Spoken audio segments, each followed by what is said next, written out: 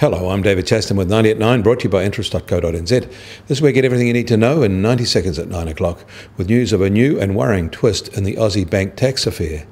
But first, US equities and bonds are falling in price today as risk aversion takes hold in a period where the new US president's legal situation is under scrutiny. The S&P 500 is down 1.3% and the NASDAQ is down almost 2%. Bond yields are also tumbling. The gold price has jumped.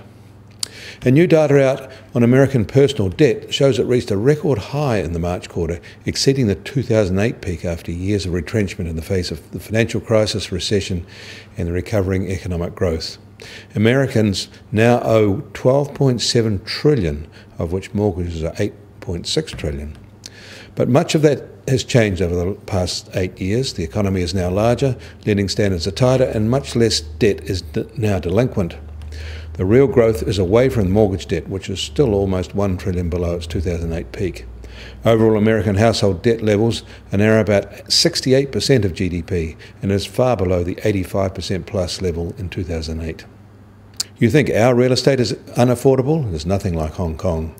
The world's most expensive real estate deal has just happened there, where one plot of land in downtown Hong Kong has just sold for $3 billion. Development is extra. In Australia, all three credit rating agencies have now affirmed their AAA sovereign rating following the country's federal budget. But the last of them, S&P, has retained its negative watch status, sceptical that the target of surplus is actually realistic. And there has been a major new twist in the Aussie bank tax affair.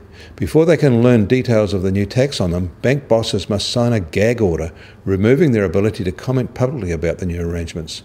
No matter what you think about the tax, it is an oppressive move by their government. And giant cloud enterprise software company Workday has decided to base its Asian regional headquarters in Auckland, a surprise pick over Sydney. It's just one of 3 of those centres worldwide. It is a major coup for New Zealand. It will start with about 80 new tech jobs and double quickly.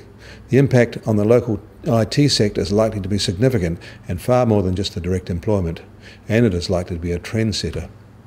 In New York, the US Treasury 10-year yield is sharply lower today at 2.22%, and that is now lower than any time since mid-November last year.